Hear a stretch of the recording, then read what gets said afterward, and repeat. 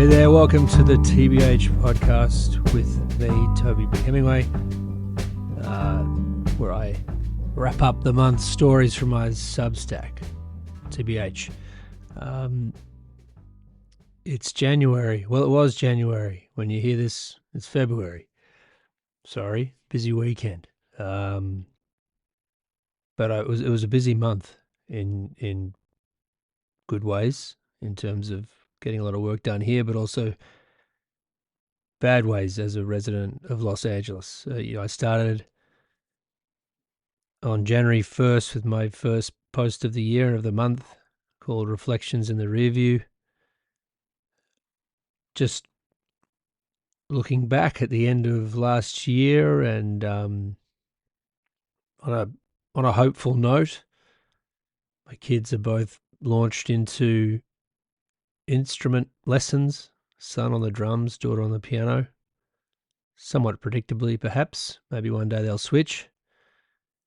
So that's been fun. But, I end on a hopeful note too, wishing everyone a happy year and saying, we're due for a good one, right? Well, it was only days later that,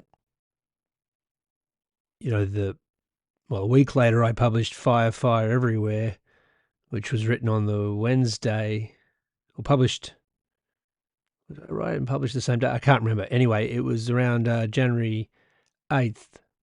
So I think I wrote it on the Wednesday. The fires started on Tuesday here in Los Angeles. So I went to an appointment where I was heading towards sort of the mountains where the Palisades are, and then the beach, and there was just a huge blanket of smoke in front of, like, over the horizon. And that was troubling, of course. It was, that was strange. And then later that day, you started to get an impression of how bad things were, and things had kicked off, Tuesday night over by Altadena as well, in the Eaton Canyon. And yeah, so, when I was writing about that on the Wednesday, I described it as a vice, like we were in the middle of it where we live, and it was either side of us, just mass fires.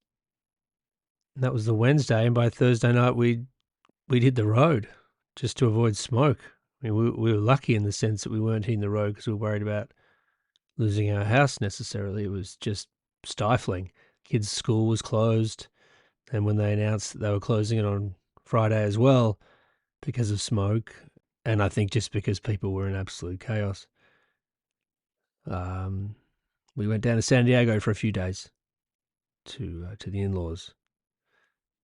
I've written before, I'm not a huge fan of San Diego, so it's bad when I say to my wife, maybe we should go to San Diego for a few days. But it was like nothing was wrong down there, and that was a strange feeling too. It's been a month of conflicting emotions for all residents of Los Angeles, I think. And I talked in that piece, about being thankful that some kids still want to be firefighters, and I've been thinking about that a lot. We have a babysitter who has decided she wants to become a firefighter. I haven't seen her since all this, and I'm not sure whether it's made her more determined to become one or wary, honestly, because I think there's going to be a lot of firefighting going on. So here's to all the kids out there running around in plastic firefighter helmets. We need people like that. So that kind of took over the month a little bit. I wrote about feeling good when times are bad, which is the third story. I did 5 stories this month. Wow. Okay. No wonder I'm tired, because it was a crazy month. But I was just writing about how, there's a lot of charity stuff going on, obviously, and people donating, and everyone's trying to do the right thing, And that's more pronounced when things get so bad. They got bad. But that's working out pretty well. I think LA residents are really conscious of looking after each other, because this is going to go on for a while. People aren't getting back to their homes for a long time, even if they weren't burned. A lot of people are locked out of their neighborhoods, and I work with a running club I co-founded called Silver Lake Track Club, and we've been gathering up some sneakers from our sponsors. Shout out to Asics, the shoe company, for sending us a bunch of sneakers, running shoes, and trying to get them out to people affected. And everyone's trying to do something. So that's good. I mentioned the Discogs, the music site where you can buy, well, LPs, a big part of it, like vinyl records. They were doing a day where they were donating their proceeds to relief for musicians, particularly in Los Angeles, who are affected by fire. I know some people got on there. Thank you. I hope you got some good records. I got on there, bought some stuff that I was umming and ahhing about whether I needed, one of which was taking a while to come, and I looked into where it was, and it had got held up by snow in Florida. So that's a pretty good indication of how things are going. I was worried about people because of fire in LA. I bought something in Florida and it got stuck in the snow in Florida. So fingers crossed, humans. Then to keep the wonderful month rolling, we lost David Lynch, a great film director. I mean, look, compared to Fires in LA, David Lynch, he'd had a good run. And it's always sad to lose a luminary artist like that. But yeah, had a good run and a great opportunity for a bit of death press, which I've written about before, when you discover all these things about an artist, or maybe you discover them for the very first time when they die, because you just can't compete with that kind of press. When an artist dies, it's just a PR agent's dream. It's just and it's too late. All of a sudden, you know all this stuff about an artist, and you wish you'd known years ago. But anyway, at the risk of jumping on the death press bandwagon, I just wanted to say something about my favorite David Lynch film, The Straight Story. I love that film, and nice to hear from other people who are fans or who are encouraged to maybe check it out. It's a very cool film. So R.I.P. David, you were something else. And I did also, back when that show Louis was on TV, Louis C.K., he was very funny as the pretend, like, chat show host, manager, Svengali guy. That was a great David Lynch cameo. Anyway, just thought I'd mention that. Finished off with a little bit of an ode to our gardener and gardeners everywhere. I realised in hindsight I made it sound as if our garden's huge. It's not huge. We have huge trees in it. It's very odd. They're squeezed in at this point, and I'm having to squeeze some of them out again. But he stays busy, our gardener, thanks to those huge trees over our modest yard. One of my friends pointed out that it's not an easy time for migrants in this country, and it's nice to stop and think about guys like my gardener who made it up from Mexico somehow, and works his ass off. He's a nice guy, and how important those people are, regardless of their immigration status. As an immigrant myself, I'm constantly, I don't know, it's a mixture of emotions of just horrified, ashamed,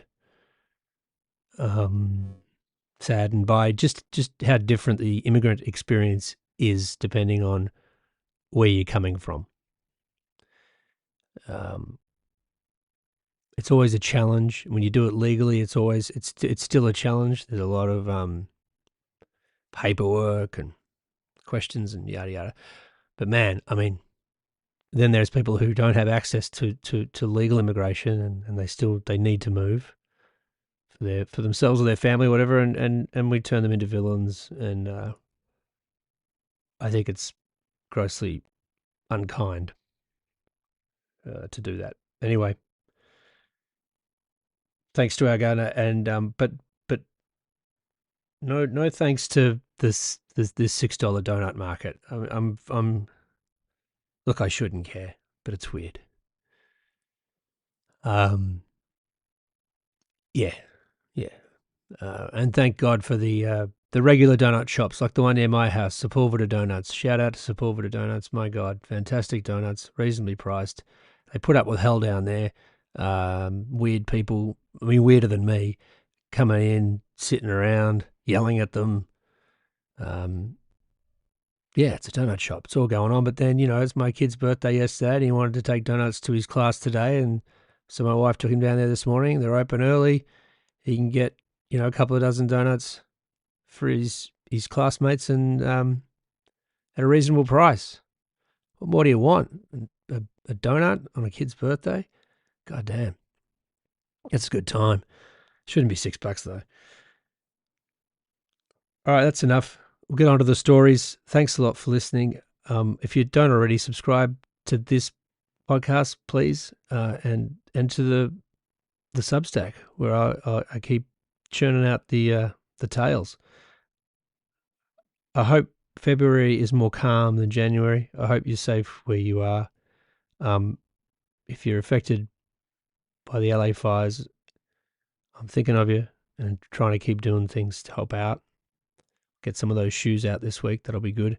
I have another idea in mind. Got to think about that. And if you're affected by the sudden, shocking actions of our new president, I'm thinking of you too. And I'm speaking to my fellow immigrants a lot when I say that, and not the ones who are lucky enough to come from a rich, largely white country. All right. Man, I feel like this got sad, and I didn't mean it to. Oh, it's been that kind of month. What a start to the year. I thought we were going to have a good one. Maybe we still can. 11 months left. Let's do it. Enjoy the stories. Thanks.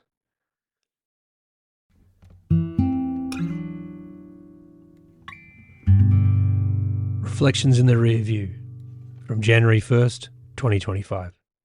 Editorial note, I was on the road, so the audio is a little scratchy. We're at our place up in the desert right now, as we wind our way through the days off school. My wife repatriated from her world of work for a moment, me away from the desk since before Christmas, somewhat uneasily. Winter sicknesses are circulating, mum stuffed up, daughter on that weird liquid medicine kids take with a syringe, son and I holding on for dear life, resting all. Last night at dinner, I asked the kids if they had any New Year's resolutions. My daughter looked at me funny. She speaks English and Spanish pretty well. Perhaps a lack of religious study has kept ideas like resolution at bay so far, 7 years and counting. I suggested goals instead. Still not much. My son really does want to learn the drums this year, and my daughter piano. We cleared that up.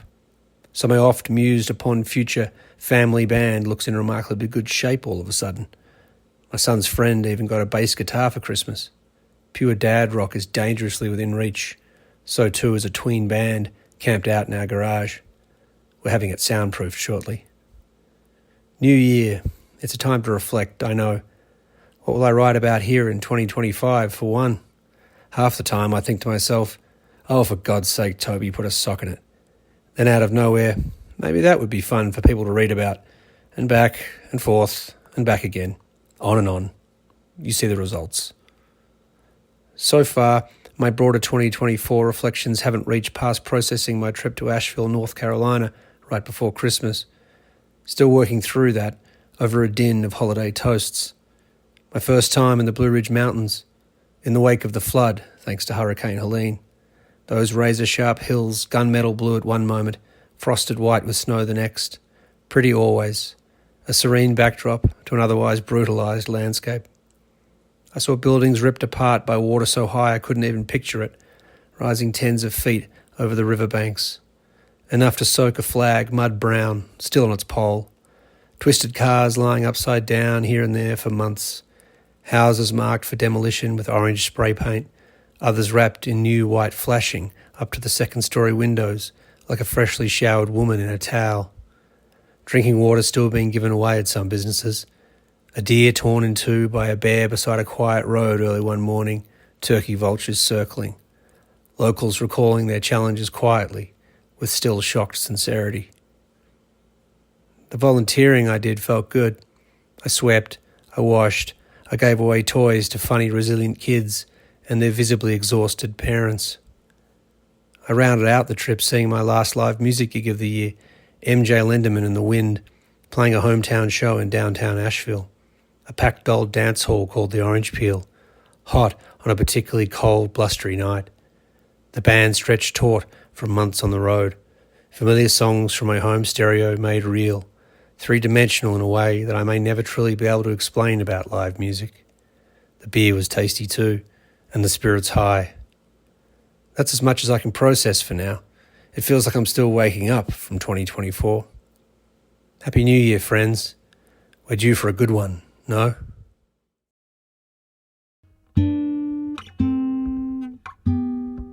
Fire, Fire Everywhere, from January 8th, 2025. It's almost noon and the sun just got high enough to escape thick clouds of smoke and cast shadows on the backyard. It's been dusk all morning, a dark orange glow permeating the air. I walked my son to school early for a meeting and felt like I was dropping him off at nightfall. We live less than 10 miles from the heart of the Palisades fire, as the crow flies, around 6 from the perimeter of the evacuation area, for now. Over to the northeast, not far from where we used to live, the Eaton fire is roaring through hillside-adjacent neighbourhoods too. What's left unscathed for now is the greater central basin of Los Angeles, where all of a sudden the concrete has come to save us.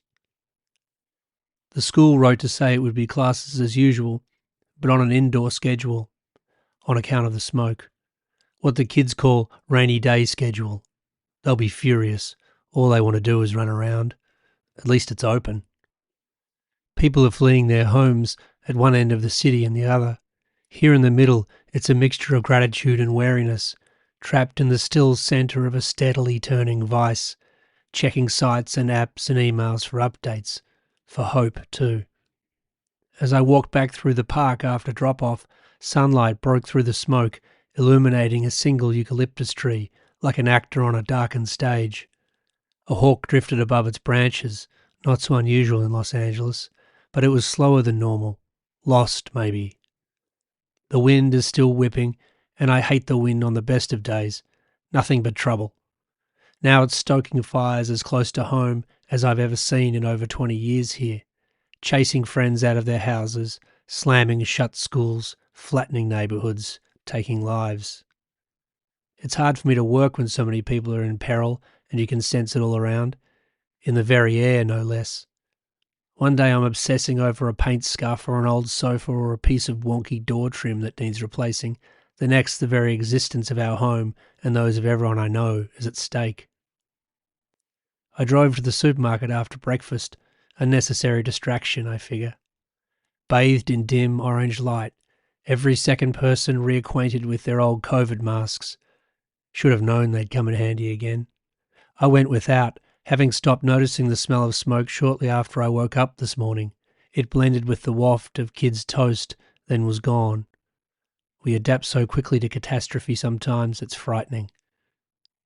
Every now and then I hear a siren in the distance, hope for the best, and thank God some kids still dream of becoming firefighters.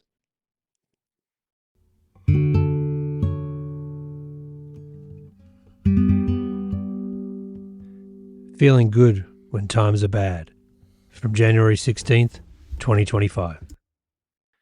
There's a sense in Los Angeles right now that most non-critical activities are a little bit futile. I had a whole essay ready to go about the idea of possessions in light of so many people losing theirs, but today it feels silly. What would I know? We're surrounded by stories and images of so many of our neighbours' pain. For those of us whose homes or businesses were unaffected by the fires, there's a kind of guilt at one's neighbourhood not being indiscriminately hit and a deep desire to find a way to help others. Coincidentally, I've been thinking a lot lately about what makes a person feel good, as in that they are a decent person. Politicians, it seems to me, are very skilled at hitting that trigger in our conscience. Vote for the good one is everyone's slogan in a nutshell. Be on the good team, not the bad. We all want to be good, but how? And who do we choose to be good to? Friends and family, obviously. Beyond that, how far and effectively can one's empathy and impact stretch? Thanks to the internet, we're all aware of more distant and global suffering than we ever have been before. We are dogged by unwieldy comparisons. Comparing people suffering genocide or natural disaster, for instance, to your local school fundraiser is impossible. But that's what being online can feel like. Everybody needs my help. So in light of these horrible fires and the many people they've affected, I'm looking for little natural ways to help my neighbour. In that vein, if you're a music fan like me, here's an easy and fun one.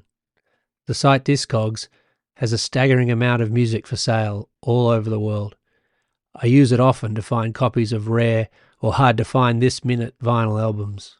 Tomorrow only, Friday, January 17 in the US, they are donating all their sales revenue to the charity Music Cares, which helps musicians in need. Right now, their efforts are focused on the many Angelino musicians devastated by fire. So if there are any albums you've been wanting or know someone else might like, get on there tomorrow and have at it. Maybe you can buy some for someone you know who lost their beloved collection. Whatever the case may be, order them all.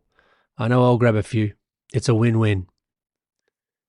There's a link here for the Discogs page. Also, here are links to a couple of GoFundMes which were shared with me over the past days, if you'd care to kick in. One for a dear friend I worked with for years and her family. There's a link. The other link is for a member of the non-profit run club I co-founded, Silver Lake Track Club.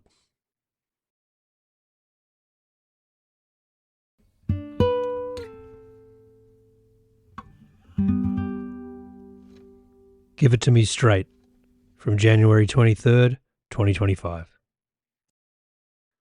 Last week I learned of David Lynch's passing in the same way I learn of most celebrity deaths, via a text from my wife. She's one of those curious humans who has all phone notifications turned on all the time, her purse or pocket buzzing day and night with a myriad of pointless information bites, including celebrity news. Most famously in our family was her alert on the day our son was born. He came into the world early in the morning, and still does daily, then was immediately sent to the neonatal intensive care unit as a precaution. I was on my way up there from the maternity ward to check on him, hyper alert to all incoming information in those electric hours, when I received a text from my wife. I dutifully opened it, mid-stride down another anonymous hospital hallway, to read, "Philip Seymour Hoffman died." It's been like that ever since. It doesn't matter where I am or what I'm doing. So the Lynch text came like clockwork, hot on the heels of American cinema's latest Loss, while I was on my way to an appointment. The news reports soon followed. Now I'm trying to write about David Lynch, not because I want to join the death press chorus, but because what I really want to do is write about the Straight Story, his 1999 film that was immediately known mostly for being decidedly un-Lynchian. Not because I'm a film critic or feel like I have something incredibly insightful to say about the Straight Story, but simply to take this moment to appreciate it, because I really think more people should see it. I think those actors and that landscape and the ideas within the story deserve more attention. Selfishly, I'd like to be able to talk to more people about it too. No one is murdered or wrapped in plastic or speaks to you in your dreams or otherwise shockingly defies the laws of nature and society as we know them. Yet The Straight Story is a film I feel has a lot to offer in its own gentle, humorous, human way. I grew up equal parts mesmerized and terrified by The Elephant Man and Twin Peaks. Later I found unexpected kicks in Lynch's work like Blue Velvet, Lost Highway and Mulholland Drive. But I'll admit, if The Straight Story was all David Lynch had ever made, I'd mourn his loss just as much. Assuming you've not seen it, The Straight story is about an elderly man facing a health crisis and unable to maintain his driving license, who drives his ride-on lawnmower and trailer across Iowa to see his estranged brother one more time. In the process, he meets many different people, revealing a little about himself with each conversation, and quietly conveys more wisdom about life and particularly brotherhood than any TED Talk or life coach could ever hope to meaningfully impart. It is the rare masculine film that doesn't feel patriarchal, aggressive, or stereotypically heroic in any way. Adding to the film's mythology is the actor Richard Farnsworth, perfectly cast as protagonist Elvin Straight in his final Oscar-nominated role. So close to his own demise at the time, like Elvin in the depths of an incurable medical crisis, that the following year 80-year-old Farnsworth put a gun to his head and took his own life. Sad indeed, but I'm not sure an artist could have left a more poignant final work. I won't even bore you with how much I love the score too. Lynch's old pal Angelo Badalamenti goes full clippity-clop southern border swing with barely more than guitar, Twin Peaks keys and throaty strings, like a Willie Nelson opera on a tight budget. I couldn't ask for more. All that being said, the strangest fact about the Straight story might be that it's a Disney film, available for streaming on Disney+. Perhaps that will help me convince the kids to watch it with me one of these days, between endless reruns of Bluey. Hopefully they'll have the patience. For a couple of hours, Mum might have to turn off notifications too.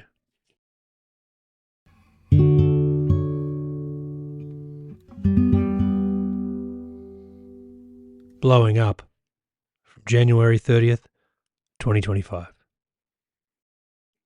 Our gardener came with the house. I had noticed during the sale settlement period, long after the previous owners had moved out, that he continued to show up each week. So I approached him one day before we'd even moved in, to see if he'd officially stay on. He agreed. He doesn't do an awful lot of actual gardening. Los Angeles gardeners mostly work cleanup. The thing about Southern California's climate is that everything grows, which is nice. Then everything just keeps on growing, which is slightly more problematic. So the proliferation of gardeners for hire not only speaks to the relative wealth of homeowners and abundance of migrant workers who possess the required skills, it's a matter of physics here too. Someone has to manage all the excess greenery, particularly when it eventually turns brown and falls all over the place. Our house has a number of large trees surrounding it, a stately pine, a rubber tree, a towering sycamore, and until recently a giant redwood. The power company finally felled that, after years of stunting its ascent straight into their lines. It's a lot of cleanup. Hence the leaf blowers. I'm sure most people by now, even if they're not familiar with Los Angeles, know about the leaf blowers. They come with all that growing and dying and falling.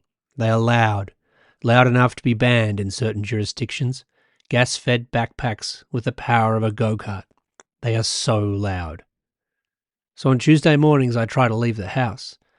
I could ask the gardener and his son to come less, or not on Tuesdays, or not at all, and save a little dough. I'm able-bodied enough for clean-up, aren't I? But it's reached that point where I feel like he'd have to fire me. He came with the house, as I said. Plus, he's as endearing as the landscape itself, which is a bizarre mix of styles from both ends of the Pacific that only the home's original owner, a successful landscape designer who worked on Disneyland properties, could have devised. COVID nearly killed the gardener a couple of years ago. His son kept it together okay, but I miss the little details. He finds particularly sneaky weeds and insists on corralling every single leaf. He missed work terribly too, he and his son both told me. I was powerless to do anything but worry. After some weeks recuperating, it was good to have him back.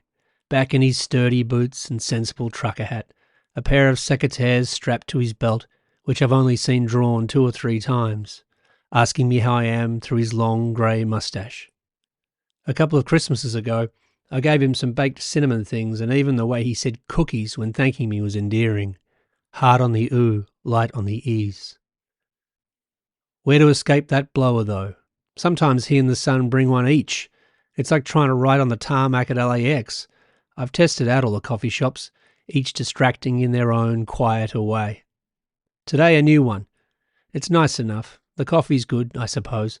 They're selling donuts too, which ordinarily would be a big plus for me. But $5 and $6 a pop? In a town overrun with the best value donuts in the world, it's scandalous. I know croissants go for more of that money all the time, but they're French. This is America. If regular people were supposed to eat croissants, we'd have fixed the spelling and pronunciation years ago. We're already facing the scourge of $11 artisanal loaves of bread on this side of town, and I'll admit I sometimes falter. Yet donuts still feel more sacrosanct to me, the last working man's patisserie. Who can I speak to about this $6? I take a breath. Instead of going all talk to the manager, I think about what our gardener might have to say about the matter.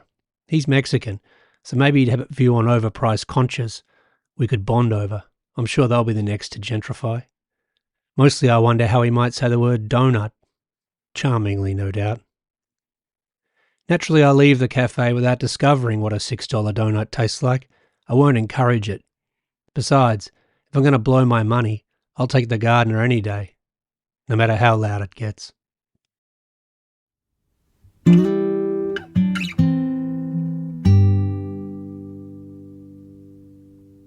Hey, you made it all the way through. Thanks very much for listening. This has been the TBH with Toby B. Hemingway monthly digest for January 2025. Once again, please subscribe to this podcast and or the Substack, tbhemingway.substack.com, where there's a story and a drawing once a week. All the music here is by my old band Horse Stories. You can find them in the evil streaming services, along with music by my name, Toby Burke. And well, the other stuff, just me noodling around the office. Have a great February. I hope it's been a good start to the year for you, and I'll talk to you in about a month.